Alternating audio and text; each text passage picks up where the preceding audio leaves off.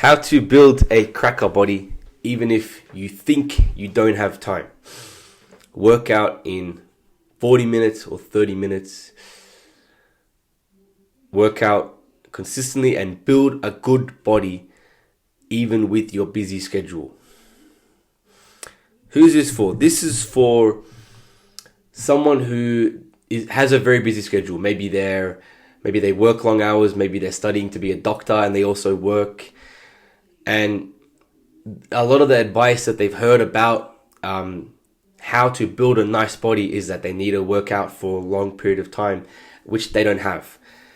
So this video is for people like that, showing them practical ways for them to achieve the physique results that they want and for it to suit their lifestyle and their other goals and responsibilities that they have. This can also be for, I just realized this video is literally for like busy parents who work and have so many responsibilities, but also want to feel their best and look their best and be their best. I'm going to show you how to train in a way that gives you the time to go to the gym, even if you think you didn't have time to go to the gym. The first thing you need to keep in mind is the Pareto Principle, or the 80-20 rule, which is that 20% of what you do accounts for 80% of your results. This applies to everything in life. If you look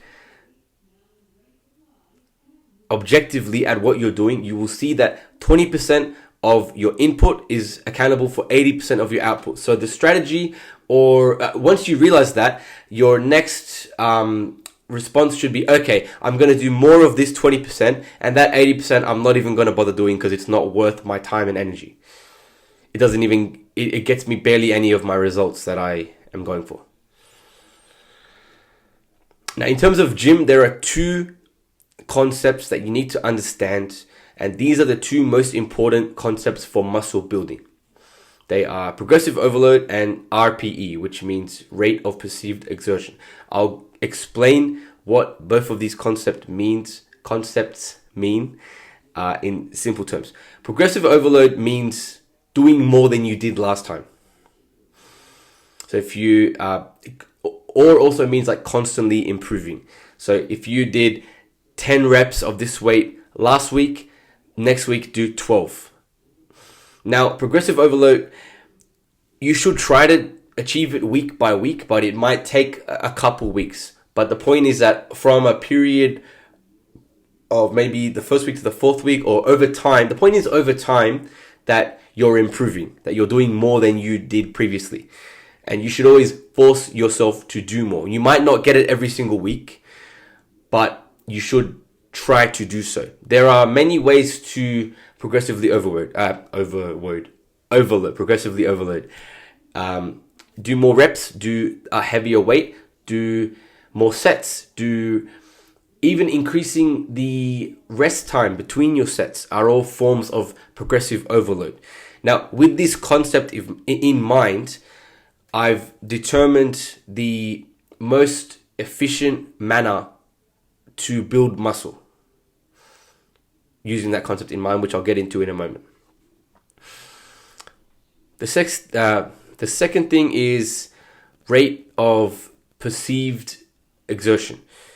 So to build muscle, you need to push hard. You need to train near failure. Now, this to measure whether or not you've trained to failure, we use your rate of perceived exertion, which is a number from 1 to 10, 10 meaning failure, and 1 meaning piss easy. So you want to always, to build muscle, you want to train around 8 or more. You can go about 7 or to 10 as a rate of perceived exertion. So whether it's 6 reps you did or 20 reps, there's a rate of perceived exertion. So there's one weight, let's say if you can bench 60 kilos for 10 reps, and that is really hard and you can't do any more, that's failure. That's your RPE 10. If you then did 8 reps, that would be RPE 8. Now, what you need to keep in mind is that you don't have time for a lot of sets or a lot of reps because you don't have time. So you need to leverage your understanding of these strategies to build muscle in the most efficient way.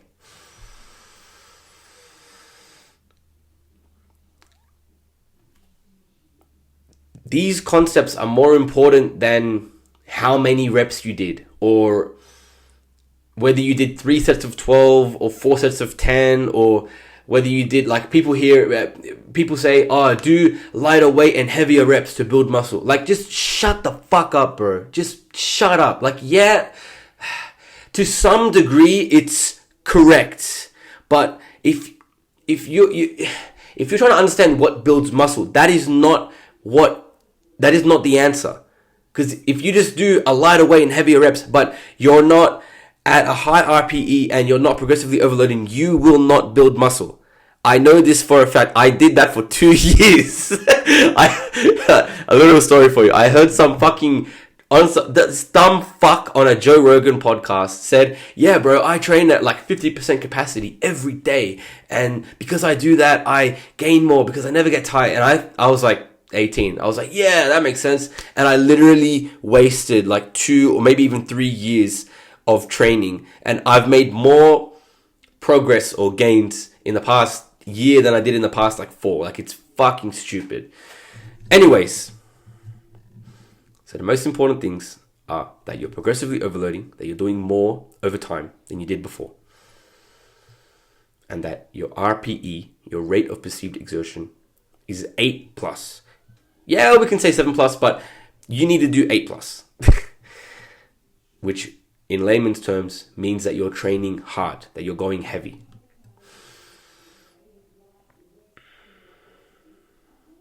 With this in mind, I've proven that you can do 2 working sets of an exercise and still build a lot of muscle.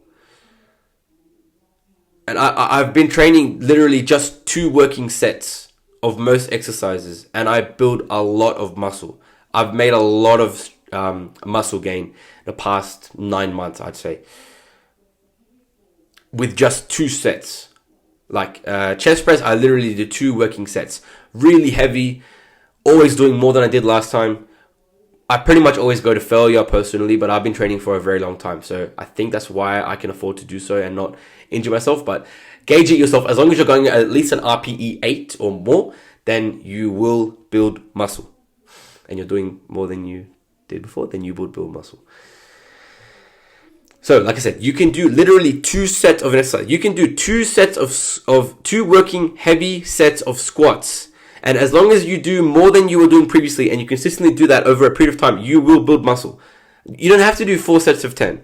You don't have to do that. There is no reason why you need to do that. Now, there probably are. I think I saw on a Huberman podcast, there are some more optimal set ranges and rep ranges and stuff like that, but it doesn't fucking matter. These are 1% benefits. You're not even going to the gym, so who gives a fuck about the 1% benefits when you just need the strategy that will give you progress in a practical way that you can implement into your life. So don't get distracted by all the fancy repackaged advice that people give. Focus on the principles that are proven and will get you where you want to go, and not about, bro, do this technique, do 3 sets of 12, or otherwise you're killing your gains. Like, shut up, you fucking retarded fuck. Just shut your mouth. In saying this, you need to warm up correctly. You need to warm up well without wasting time and energy. So a lot of people do warm-up sets, but it's like hard. Like they'll do, like I have friends who they'll do, like let's say their heavy set is like, okay, I'll go with the same. This is purely an example. Let's say the heavy set is like 60 kilos bench. They'll do 50 kilos bench. Let's say the top set is 60 kilos bench for like 10 reps. They'll do 50 for 10 reps or 8 reps. It's like, bro, why? Why are you wasting your energy on something that you can do, but is kind of hard and is not progressively overloading you? All you need to do is warm up your muscle. I'll explain what I mean. All you need to do is warm up your muscle and optimize your warm up for that working set. So you want to warm up properly, but not exert too much energy so you're not optimized for your working set. Because if you're too tired for your working set, you won't progressively overload. What I mean is, so I'll use my own example. So I'm doing incline dumbbell bench and chest press, I bench, and my top set is like 6 reps of 30 kilos. When I warm up, I'll do 2 or 3 sets of 10 to 15 of like low reps, like 12.5s, 15s, to like warm up the muscle properly, right? And then from there, it's just about getting your body and your nervous system introducing heavier weights. It's not about really warming up your muscles anymore. Your muscles are warm. After you do 45 reps of 12.5 kilos, your muscles are warm.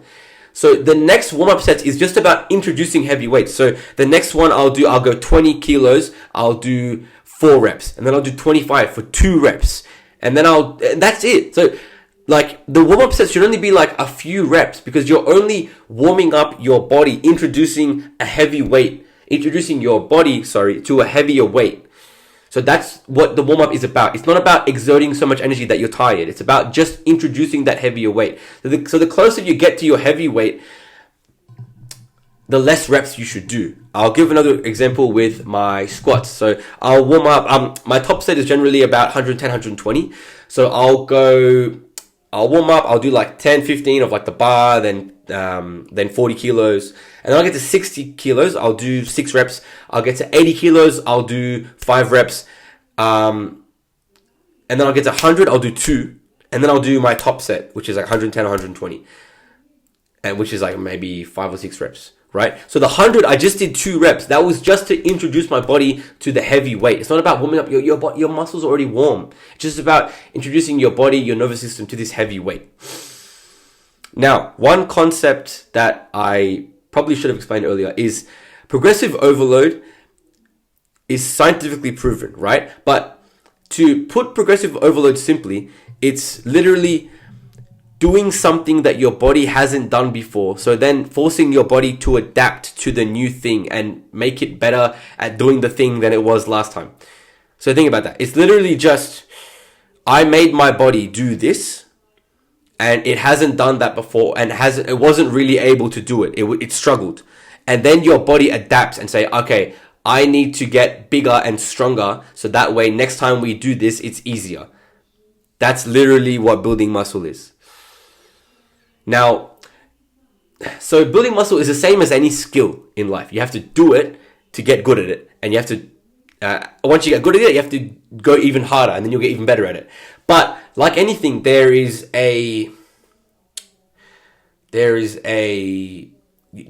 can't go too hard. There's like a fine medium. You can't go too hard, because if you go too hard, then you'll injure yourself and you won't gain muscle. And if you go too light, then you won't improve. So that RPE of 7 or 8 to 10 is that sweet spot of constantly improving without killing yourself, which is it's beautiful. It's like art, because it works the same with anything in life. Any new skill you want to do, you have to make it hard for yourself, but not too hard that you hate it and you want to die. Just hard enough that you have to adapt and get better. So gym is really like the rest of life. So that's progressive overload, is doing the thing more than you did last time, making your body do the thing more than you did last time. And then RPE is making sure it's hard enough, but not too hard that you die, but not too easy that it's too easy.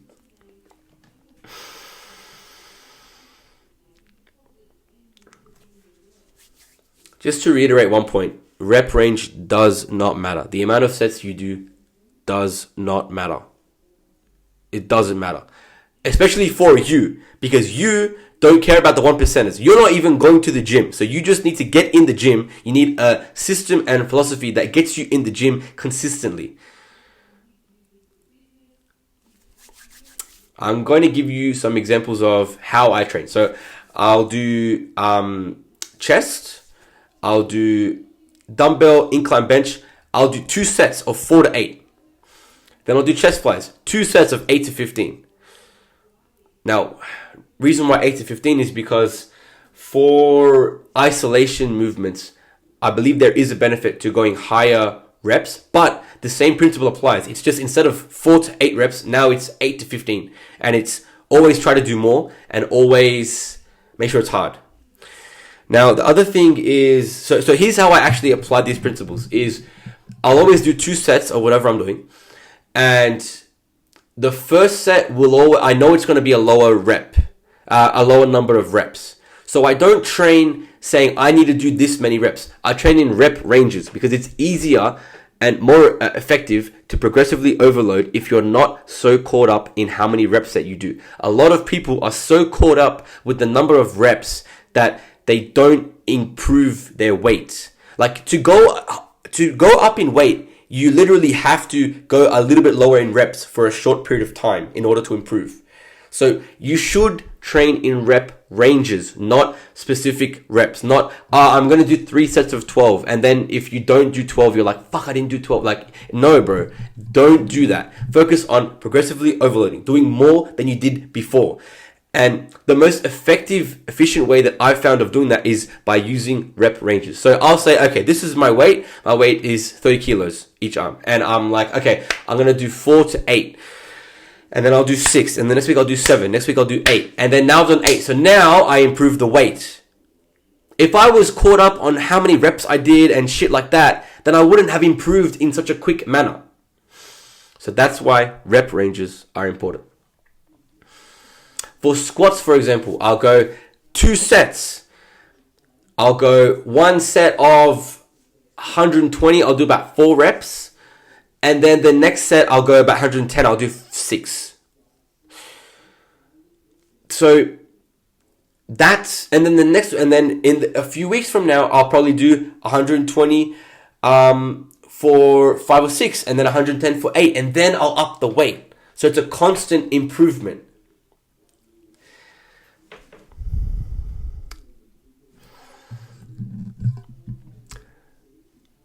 This was really, bro, it's so easy to make YouTube videos. Like, this took me 18 minutes. Like, this was too easy, man. I need some harder shit to talk about. So I don't know. How do I make this longer? Do I need to make it longer? I don't know, bro. Should I make it longer? Like, what else is there to talk about? I've explained everything.